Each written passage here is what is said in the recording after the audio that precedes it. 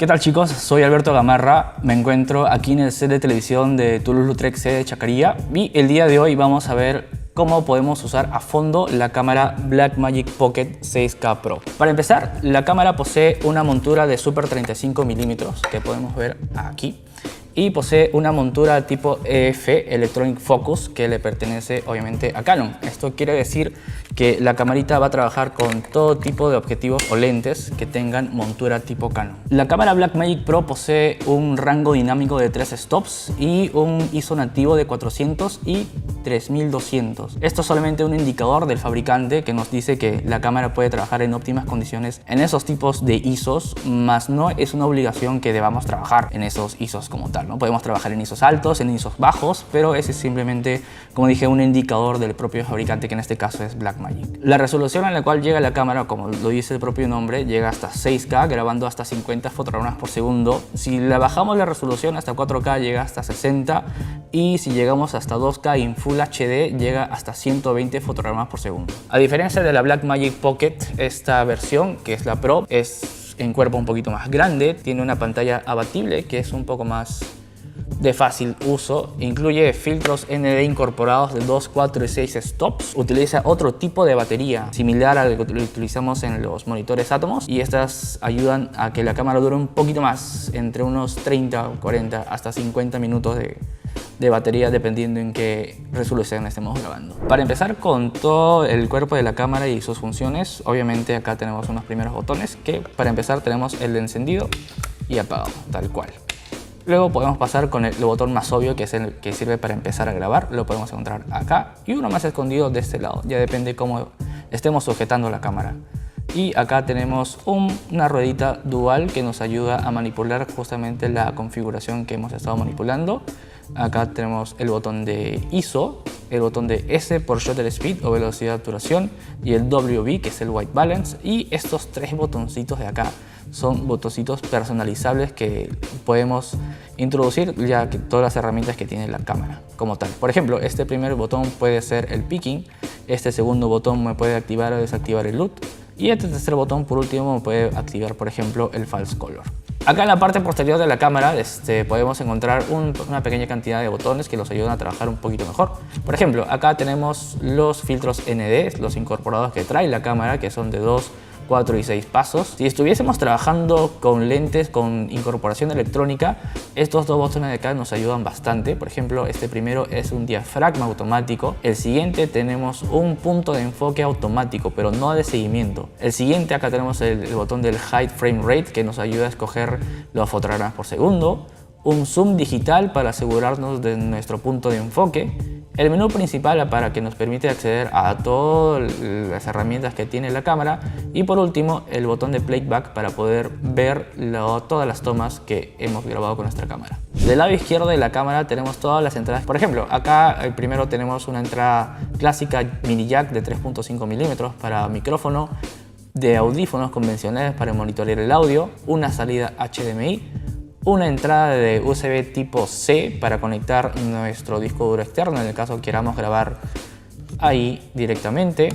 Tenemos también dos entradas de mini XLR para micrófonos dinámicos y de condensadores.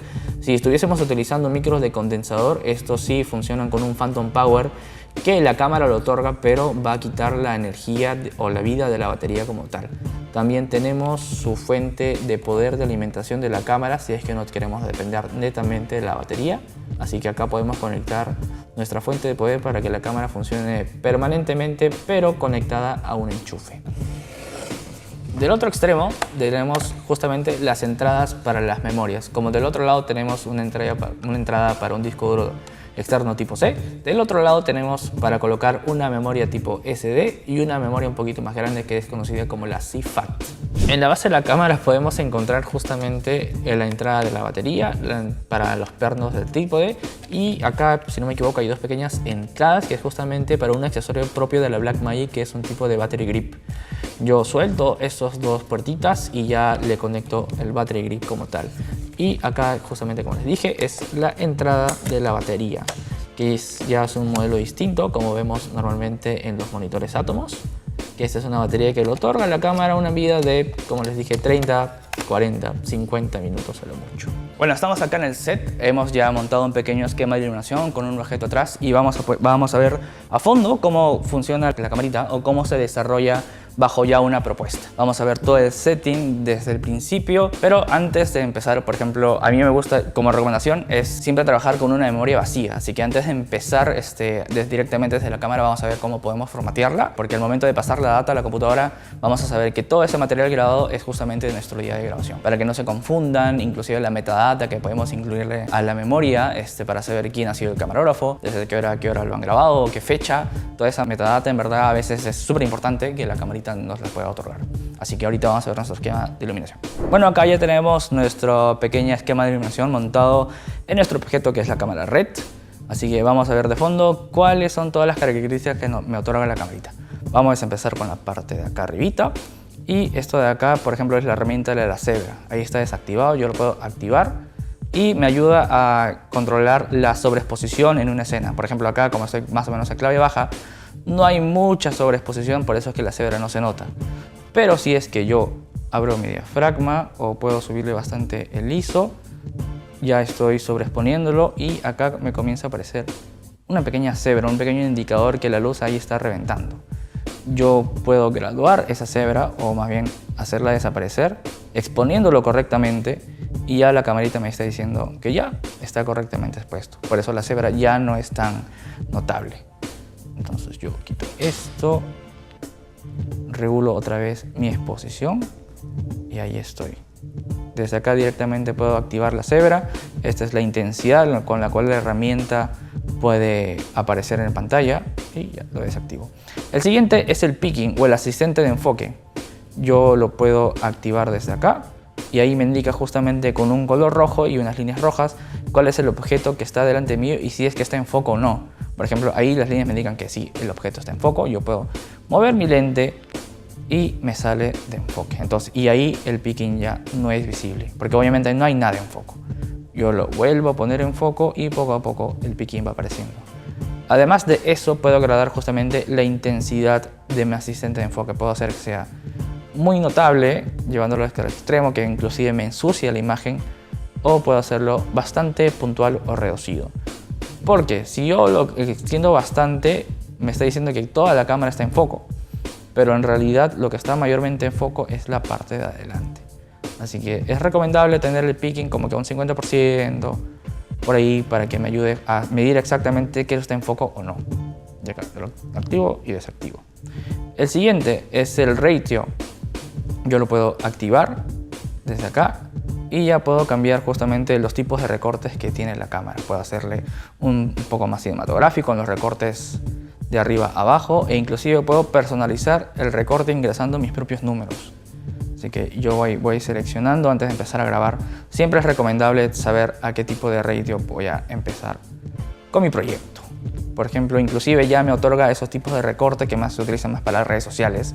El clásico 1.1 que se encuentra acá, que es el formato cuadrado, y ya formatos un poquito ya estándares. El estándar que es el 16:9, yo lo puedo desactivar y la cámara automáticamente me va a grabar igual en ese ratio, en 16:9. El siguiente son mis áreas de seguridad o, por ejemplo, ahí mi regla de tercios, ¿no? Que me ayuda a encuadrar mejor mi propuesta. Puedo también activar un horizonte, ese pequeño cruz que está en el medio, una cruz en el medio que es prácticamente la misma función, o un punto. ¿Qué tanto quieres asociar o no tu imagen para poder guiarte? Yo lo puedo desactivar, activar este o este de acá, o activar ninguno y lo desactivo. El siguiente es mi área de seguridad. Yo lo puedo activar y me sale este pequeño cuadrado que me ayuda a situar mejor mi composición. Yo lo puedo agrandar o lo puedo achicar. Si es que quiero que justamente en mi composición solamente salga esto, todo el resto está siendo grabado dentro del encuadre, no es como el ratio, pero me asegura que mi personaje o objeto esté dentro de un área de seguridad para poder tener una mejor precisión. El siguiente es el false color o falso color. Ahí yo lo estoy activando y ahí es una herramienta que me ayuda también, al igual que la cebra, a medir qué partes están sobreexpuestas o subexpuestas, dependiendo de la cámara. Por ejemplo, aquí me otorga información con respecto a la gama de colores, qué tanto está subexpuesto y qué partes están sobreexpuestas. Por ejemplo, acá al menos la Blackmagic me indica que los colores en moradito, azulito, son los que están menores subexpuestos. Y acá tengo partes oscuras, ¿no? Un morado por acá, los azules por acá en los bordes, que me indica que hay bastante oscuridad. Y por el contrario, en las partes rojas o amarillas, que son acá en la parte de acá arriba, ya me ayuda a decidir saber qué partes están sobreexpuestas. Como estoy grabando más o menos a clave baja, no hay muchas partes iluminadas que me ayuden, que me digan que están reventando. Es por eso que el falso color no me está indicando nada con ese color de amarillo o rojo que supuestamente estaría sobreexponiendo mi escena. Por eso me da justamente el falso color. Lo puedes activar acá. Y el siguiente es tal cual simplemente el brillo de la pantalla LCD de la cámara. Para no acabar tan rápido con la batería de la cámara de por sí, si lo tiro a un 100% del brillo de la pantalla, me va a acabar más rápido la batería, así que es recomendable tirarlo a un 50% aproximadamente. No me ensucia mucho la imagen porque de repente puedo pensar que está sobreexpuesta, pero en verdad solamente el brillo de la pantalla. Así que es recomendable dejarlo más o menos a la mitad estándar, para que no, como les digo, no me coma la batería. Las herramientas que ahora vemos a continuación constan básicamente ya de todo el triángulo de exposición, que es velocidad de obturación, diafragma, ISO, balance de blancos, así que eso lo vamos a ver acá en la parte de arriba. Luego de ver todas estas opciones, ahora continuamos justamente con los fotogramas por segundo, y acá justamente podemos partir desde 23.98, el clásico común que es para cine, que es 24, y ya dependiendo qué es lo que es su propuesta, podemos subir hasta 25, 29.97, 30 fotogramas y 50, ya que estamos acá en una resolución de 4K. Y esto también justamente depende a su velocidad de obturación. Por ejemplo, yo si grabo a 24 fotogramas por segundo, ya debería tener una velocidad de obturación que es el doble, que lo coloco acá, que debería ser 48. Y acá yo puedo ir subiendo o bajando, que también controla mi triángulo de exposición. Luego pasamos al diafragma, que en este caso, como yo tengo colocado un lente mecánico, el iris no me indica nada, así que yo tengo que moverlo justamente de manera manual con el propio lente. Acá yo puedo controlar mi entrada de luz con respecto al diafragma. Si yo tuviese un lente con posición electrónica, acá el iris sí me saldría, así que ahorita voy a cambiarle a un lente Canon de 50 para poder ver la configuración del iris. Y ahora listo, ahora le hemos colocado un lente Canon de composición electrónica de 50 y ahora sí, en la parte del iris me figura mi diafragma. Y dependiendo qué tipo de lente tengan, puedo ir abriendo o cerrando. Por ejemplo, acá lo tengo, este lente llega hasta 1.2, muevo mi enfoque y ya estoy listo. Con eso ya manipulo con un lente que me lo permite mi diafragma. El siguiente simplemente es un timecode que me indica justamente el código de tiempo en el cual estoy grabando, y en la parte de ISO también puedo manipularlo. Desde acá puedo subirlo, puedo bajarlo, puedo desde acá arribita, como les mostré anteriormente, puedo presionar el botón de ISO y con la ruedita puedo ir moviéndolo sin ningún problema. Ahora el punto acá es que si es que estamos grabando en Blackmagic RAW, tanto el ISO como el balance de blancos se puede manipular en postproducción, así que es una metadata que va aparte del video. Pero si estoy grabando en ProRes, esto ya sí tiene que configurarse de acuerdo a su propuesta. Después nos sigue el balance de blancos. Acá justamente tengo todos los predeterminados, que es los de día, de tungsteno, interiores, nublado, el Custom White Balance, que es de manera manual, yo puedo configurarlo tanto de fríos a cálidos, y el Automatic White Balance, que es este último, que si yo lo presiono se activa este pequeño recuadro. Al momento de aparecer este pequeño recuadro, coloco por delante mi clásica hoja en blanco y ahí yo presiono aceptar y me daría el balance de blancos que me otorga la cámara. En este caso, como no he colocado ninguna hoja en blanco, me está dando un balance de blancos de 6300, que para la cámara eso sería lo correcto, ¿no? Yo puedo igual graduarlo, y el tinte acá es justamente el control de magenta. Y lo normal es tenerlo entre 9 y 10 para controlar todo el magenta posible, y ya yo puedo controlar igual de manera customizada el balance de blancos o la temperatura. 5200 es más o menos el estándar y listo. Por último, acá tengo la información de la batería, que como la cámara está conectada a una fuente de poder permanente, yo puedo tocarlo y acá justamente me sale la señal de AC que está conectado, o me da la información del voltaje que recibe la cámara, que actualmente está en 12 voltios, que es más o menos el estándar común que recibe la cámara con respecto a energía. Y por último, este botón de acá me manda a la configuración general de toda la cámara con respecto a resolución y todo eso, que también puedo presionarlo en la manera física desde acá. Bueno, y acá en la parte inferior ya tenemos un pequeño histograma RGB que justamente también nos indica el grado de exposición que tenemos. Por ejemplo, si todas estas marcaciones se van para la izquierda es porque está subexpuesto, y por el contrario, con mucha luz ya está sobreexpuesto. Inclusive acá comienza a marcarse un pequeño semáforo que me está indicando que esto ni siquiera es luz, es falta de información. Ocurre tanto en la parte de sobreexposición y subexposición, que este pequeño pulp que se encuentra acá a la izquierda, cuando ya está totalmente rojo, es porque esto no es negro, es simplemente falta de información que no se va a poder recuperar en postproducción para nada. El siguiente botón de acá es simplemente el botón para empezar a grabar de manera digital. Yo puedo empezar a grabar acá, y tanto como en la parte de arriba. Lo siguiente de acá son estos 3 inputs de memoria. Si es que yo tuviese, por ejemplo, un disco duro externo por el canal tipo C, me figuraría acá. Si tuviera una memoria tipo CFast, me configura acá. Y como tengo una memoria tipo SD común y corriente, me configura acá. ¿Cómo hago para formatear una memoria? Simplemente entro acá, que acá está seleccionada, me voy a formatear SD. Escojo mi formato tanto para Mac, para Windows Universal. Escojo formatear SD. Me pregunta si es que se va a eliminar todo el contenido, así que lo voy a formatear SD otra vez.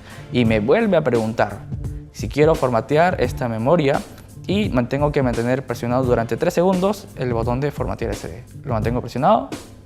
2, 1 y listo. Ahí recién se formatea la memoria. Entonces, cuando alguien les diga que de casualidad formatearon la memoria grabando con una Blackmagic, no les crean, porque hay que seguir como 4 pasos, así que si alguien lo borró, fue a propósito. Lo voy a salir y listo. Y acá simplemente tengo mis canales de audio de los micrófonos incorporados a la propia cámara. Yo entro acá y me salen justamente el control de volumen por altavoz, que tienen también la propia camarita, y la ganancia de tanto ambos canales, de izquierda a derecha. Ahorita está marcando 0 decibeles, que es lo común. Si yo quiero aumentarla para que sea un poquito más sensible y poder hacer una sincro con una grabadora aparte, podría aumentarle la ganancia para que pueda captar de repente una persona que está hablando a la lejanía, ¿no? Y sí, esos son todos los controles básicamente que encontramos en la pantalla general.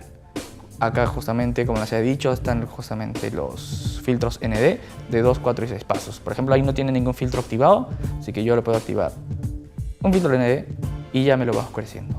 Puedo activarle el de 4 pasos y hasta el de 6 pasos. Si estuviésemos en una situación con bastante luz o en el exterior, esos filtros serían de bastante ayuda sin tener que sacrificar tanto mi diafragma o mi velocidad de obturación, ¿no? Esa es una herramienta que ha sido añadida justo en este modelo de la cámara de la Blackmagic Pro. Luego de haber visto justamente todas las herramientas en la parte superior, que me trabaja solamente la exposición, ahora queda justamente ver todo lo que es el formato de la cámara, la metadata, toda la información que en verdad es igual de necesaria antes de empezar a grabar. Así que vamos a ver. Listo. Ya después de haber visto toda la configuración que tenemos en la pantalla, tanto de exposición como todas las herramientas que tenemos acá abajo, nos queda ir justamente a lo que tenemos acá al costado. Como ya tengo un lente 50 que es de composición electrónica y justamente como les dije me figura acá el diafragma, estos 2 botoncitos sí se vuelven útiles. Por ejemplo, si yo presiono este botón de acá me va a arrojar un diafragma automático. Bueno, ahorita está correctamente expuesto, así que no me mueve nada. Si yo lo cierro, yo lo presiono y ya la camarita me dio un diafragma automático. Una vez más, si yo cierro mi diafragma totalmente, que está incorrectamente expuesto, yo lo presiono y automáticamente la cámara me da un diafragma automático. Lo mismo pasa con el botón de abajo, que es un punto de enfoque automático. Si yo muevo mi enfoque y presiono el botón, la camarita me hace un foco automático. Pero como les dije, no es de seguimiento, es solamente un punto de enfoque puntual. Si la cámara, o bueno, por ejemplo, alguien que esté adelante comienza a moverse, el punto de enfoque va a estar fijo y no va a hacer un movimiento como tal. Lo vuelvo a sacar de foco, presiono y listo, la cámara hace mi punto de foco automático. Después de eso tengo el HFR o el High Frame Rate, que me ayuda simplemente a trabajar con fotogramas por segundo para hacer cámaras lentas. Yo lo presiono y acá pueden ver que justamente se cambia mi base de tiempo para mis fotogramas por segundo. Si yo tengo un lente fijo, como este que es el de 50, y yo quiero asegurarme de mi foco, acá tengo mi herramienta que es un zoom digital. Yo lo presiono y me genera este zoom digital, porque así no va a grabar la escena y yo puedo asegurarme una vez más si es que todo está en foco. Eso es justamente para las personas que son cortas de vista como yo, así que es una herramienta bastante útil. Si yo tuviese un lente variable con un zoom de larga distancia, esta herramienta ya se vuelve irrelevante, ¿no? Porque puedo meterle el zoom y hacer el foco de la misma manera. El siguiente botoncito de acá justamente es lo mismo que hace este, que me manda al menú principal, que consta de todas estas pestañas. Así que lo principal en este caso es el modo de grabación. Acá yo justamente tengo para grabar en Blackmagic RAW, que es el nativo de la propia cámara, y tengo para grabar en ProRes, que es justamente el más universal. Entonces, si tengo una cámara que me permite grabar de cierta manera en RAW, lo lógico sería que podría utilizarla desde acá. Entonces, ¿qué es toda esta configuración que tengo en Blackmagic RAW? Por ejemplo, acá me permite grabar en velocidad constante o en calidad constante. Dependiendo del ambiente en el cual estemos grabando, es recomendable utilizar el uno o el otro. Por ejemplo, si yo tuviese una situación con poco composición de luz, algo más natural, la velocidad constante sería la adecuada. Pero si estoy grabando una propuesta con luces, publicidad, con ya bastante movimiento y bastante captura de información, tendría que tener como prioridad la calidad constante. Y después, de acuerdo a esto, son mis niveles de compresión que tengo con respecto, al menos en la parte del RAW. En la parte de acá, que este es el primero, sería que no tendría mucha compresión, casi nula compresión, y tendría la mayor calidad posible, pero sacrificaría bastante mi memoria. Por ejemplo, si yo no tengo nada de compresión y estoy grabando a 6K, la memoria me está dando 8 minutos. Entonces, si yo sigo grabando a 6K en calidad constante, pero con una compresión mayor, ahora la memoria me da 32 minutos. Estoy sacrificando un poquito de calidad, pero estoy ganando bastante memoria. Ya depende justamente de acuerdo a su proyecto, qué es lo que van a grabar. Si van a grabar algo pequeño con una publicidad, les recomendaría utilizar una compresión bastante, o casi nada de compresión. Y si van a grabar algo más duradero, como una entrevista o un documental, que ahí lo primordial sería mantener una memoria bastante alta, lo comprimo bastante y ya priorizo mi cantidad de memoria. Por eso justamente funcionan los niveles de compresión. Y acá abajito justamente tengo los niveles de resolución que me otorga al menos el Blackmagic. Puedo grabar en 6K con este tipo de sensor de Durcido, 5K, 4K en DCI, el anamórfico, 2K. Inclusive el Blackmagic RAW ni siquiera me deja grabar ni en Full, ni en 2, ni en Ultra HD. Así que ya depende de cada uno en qué tipo de resolución quieran grabar y también si tienen la máquina necesaria para poder grabar en ese formato o en esa resolución. Después seguimos con el ProRes, que justamente ya es más universal, pero solamente me permite grabar hasta 4K con un sensor reducido. Eso ya depende de qué tipo de lente tengan y van a ver el tipo de encuadre cuando están sacrificando. Y acá justamente también tengo los niveles de compresión. El HQ, que es justamente no es casi nada comprimido, me da 22 minutos en la memoria grabando a 4K. Entonces, si yo sigo en 4K, pero lo comprimo bastante, me va a otorgar 1 hora con 48 en la memoria. Entonces, estoy sacrificando, como les dije, con lo que pasa con el Blackmagic RAW. Sacrifico un poquito de calidad, pero estoy ganando espacio en la memoria. Entonces, una vez más, depende de qué tipo de proyecto van a realizar para saber qué tipo de compresión utilizar. El estándar común y corriente es el 422. Sacrifico un poquito de calidad, pero me otorga al menos un poquito más de memoria para poder grabar. Después tengo acá esa selección para irme a los costados. El rango dinámico es lo recomendable dejarlo en la categoría de film. La frecuencia del proyecto, estoy grabando fotogramas por segundo. Esas son todas las opciones que tengo con respecto a la memoria insertada, el CIFAS que no tengo, el tipo USB que tenga por el costado que tampoco está conectado, solamente tengo una memoria tipo SD que la tiene marcada. Acá algunas cámaras tienen algún conflicto con la memoria al momento de grabar y por lo general se detienen cuando emiten un fotograma. Entonces yo puedo configurar la cámara para que al momento de, como dice, al emitir un fotograma la cámara me puede avisar o puede detener la grabación. Así que yo lo que puedo configurar en avisar o en detener ya depende de cada uno. Y una herramienta o más bien una configuración bastante prioritaria en las cámaras, y lo que seguramente varios han escuchado, es grabar con LUTs, que justamente acá yo puedo activarlo o desactivarlo. Por ejemplo, yo tengo acá en esta pantalla el LUT activado, que justamente ahí me lo está señalando, y es como una gama de colores ya que se impregna en el video, pero es una metadata como referencia. Si yo comienzo a grabar con el LUT activado en la cámara, en verdad igual me lo va a dar crudo, a menos que yo active el aplicar LUT al grabar. Una vez activado, el LUT sí se va a impregnar en el video, y ahí recién mi archivo, al momento de pasarlo a la computadora, va a tener esta gama de colores. Si es que esto no está activado, por más que tenga el LUT señalado, no me va a grabar con este tipo de rango dinámico de colores. Así que para los que no quieran darse el trabajo de colorizar, siempre deberían de tener esto activado. Si es que les piden grabar algo y entregarlo inmediatamente, entregarlo ya con una corrección de color lista.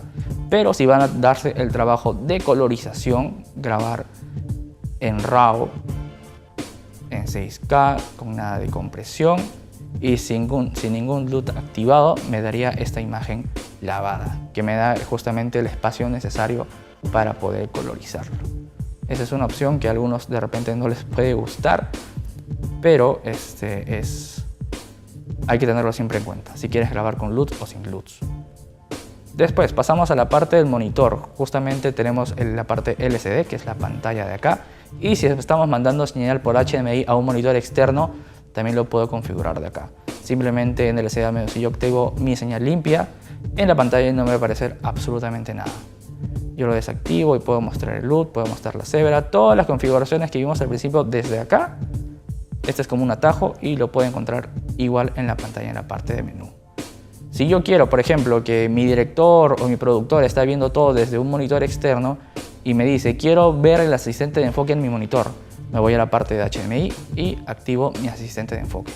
Entonces, el asistente de enfoque lo voy a ver tanto de repente en mi pantalla de acá y también en el monitor que estoy mandando mi señal. Esta tercera parte de acá es el visor, que es un accesorio que se le compra aparte a la Blackmagic, en la cual también puedo configurar todas las opciones que puedo ver a través de ahí. Entonces acá tengo una pestaña para irme a los costados, indicadores de volúmenes o los códecs y resolución. Por ejemplo, si yo escojo códec y resolución, acá en la parte baja me cambió. Simplemente me va a señalar en qué códec estoy grabando y a qué resolución. Estoy en Blackmagic RAW, en cero compresión y en una resolución de 6K. Si yo quiero cambiarlo y quiero mis indicadores como les dije, este histograma RGB o el control de volumen, ahí me aparece. Ya depende de cada uno y su comodidad. La descompresión anamórfica si estuviésemos utilizando lentes anamórficos. El nivel de cebra, que también está una vez más aquí. Yo lo puedo controlar el nivel de cebra, que es prácticamente lo mismo. El color del borde en mi asistente de enfoque, yo lo puedo cambiar de rojo a verde, azul, a blanco, ya depende de cada uno. Porque normalmente el blanco no se ve absolutamente nada, así que mayormente se pone en rojo. Y lo mismo el nivel de indicador, que una vez más también lo tengo acá. Vamos para acá. Son las guías de encuadre, igual la misma personalización que podemos encontrar en la pantalla principal. Simplemente ese es el atajo. El brillo en pantalla también lo encontrábamos.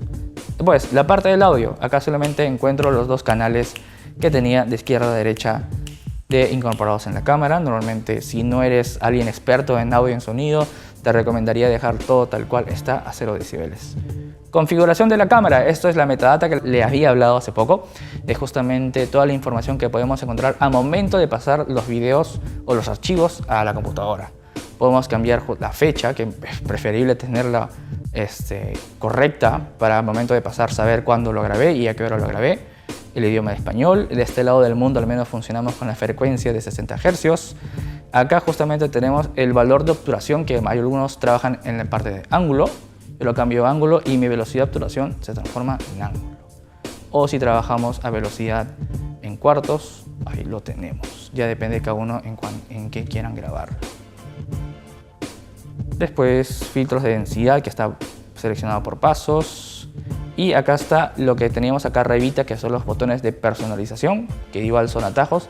Yo los puedo seleccionar acá. Por ejemplo, el botón F1, que es el de un puntito acá arribita, puedo que sea mi asistente de enfoque, o puedo señalar que sea el falso color, o la cuadrícula, o el área de seguridad, etc. A ver, vamos a hacer que el primero sea vamos a ver, el asistente de enfoque. Entonces, para la LCD, o sea, mi pantalla de acá, yo presiono el botón acá y me desactiva. Yo lo vuelvo a presionar y lo activa. Simplemente es un atajo o un shortcut en el cual puedo personalizarlo, así como en el número 2 y así como el número 3. Por ejemplo, en el número 3 está el mostrar el LUT. Entonces yo presiono el 3 y el LUT se activa. Simplemente son atajos que me otorga la camarita. Estos son de los accesorios. Si es que lo tienes conectado, cada cierto tiempo es bueno calibrar el sensor, calibrar la pantalla para que trabaje en óptimas condiciones.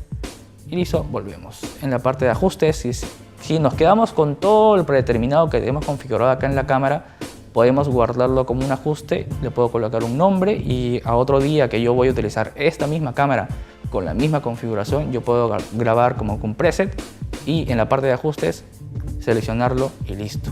Continúo con la misma configuración con la cual yo he continuado. En la parte de LUTs, comienza con estos 4 LUTs predeterminados. Yo puedo cambiarlos, le doy el check y listo, ya tiene otro LUT incrustado. Puedo seleccionar acá el segundo, le doy el check, vuelvo a salir y ya tiene otro LUT seleccionado. Si yo encuentro un LUT por internet que he descargado o he comprado, puedo importarlo a través del disco duro conectado. Voy a hacer la lista de acá, importar, si estuviese en la memoria SD, lo voy a importar, lo encuentre y lo carga y aparecería acá en mi lista de LUTs. Nada más, le doy check, selecciono y con este mismo botón salgo a mi pantalla principal. Entonces ahí tengo justamente todas las herramientas que me permiten manejar la Blackmagic como tal en su parte de grabación, en la parte de monitor, el audio, la configuración, los ajustes y el LUT. Que como se habrán dado cuenta, hay algunas cosas que puedo encontrar inmiscuyéndome en la parte del menú, pero también las puedo encontrar como atajo en la parte de arriba. O puedo hacerlo como atajo en los botones para personalizar. Tanto el 1, el 2 o el 3. Que ese es el falso color, el LUT y mi asistente de enfoque. Ya depende de cada uno cómo quiera configurarlo. Bueno, ya hemos visto ya cómo la cámara puede reaccionar en base a un esquema de iluminación. Hemos podido ver todo el potencial que tiene la cámara y todo el rango dinámico, todas las configuraciones que se puede adaptar. Y eso, solamente queda pasarlo a postproducción.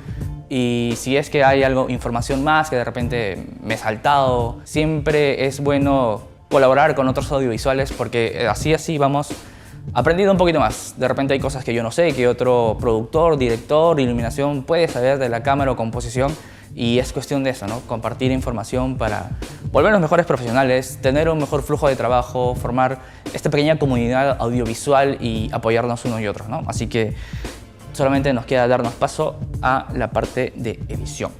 Bueno, después de ver todo el proceso en el cual hemos visto qué tipo de funciones tiene la cámara con respecto a situaciones en el esquema que hemos visto hace poco, ya solamente queda pasar a una parte de postproducción en la cual ya uno se puede dar cuenta qué tan hábil es esta cámara, especialmente cuando se graba en RAW. Por ejemplo, cuando utilizamos programas como DaVinci, cuando grabamos en RAW podemos modificar tanto el ISO como el balance de blancos, que en verdad inclusive en algunas cámaras esto se desactiva porque se puede cambiar manualmente todo en postproducción y esto es un poquito relevante, al menos solamente cuando se graba en RAW. Si grabamos en ProRes, igual se sigue manipulando todavía un poquito los parámetros en los cuales hemos trabajado, pero igual esta cámara sigue siendo bastante versátil porque es, como les dije, es una cámara dedicada para video. Hay cámaras como la Nikon, como las Canon, que son dedicadas para foto, y esta cámara, por más que te tome fotogramas, es una cámara dedicada para video. Así que ahora ya saben cómo utilizar esta camarita. Dependiendo de las circunstancias de su esquema de iluminación o su propuesta, van a saber cómo desempeñar esta cámara y sacarle su máximo provecho. Sí, listo. Soy Eduardo Gamarra, gracias.